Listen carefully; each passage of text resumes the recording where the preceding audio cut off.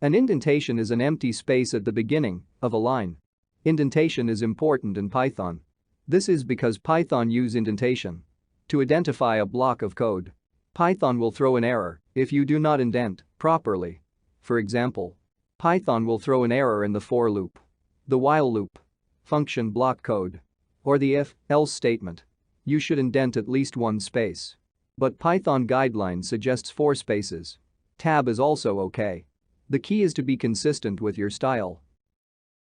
Use hashtag symbol for one-line comment. Python will not execute anything after the hashtag symbol.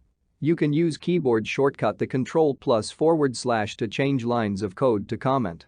Highlight and tab will indent all lines together. Use triple code for multi-line comment.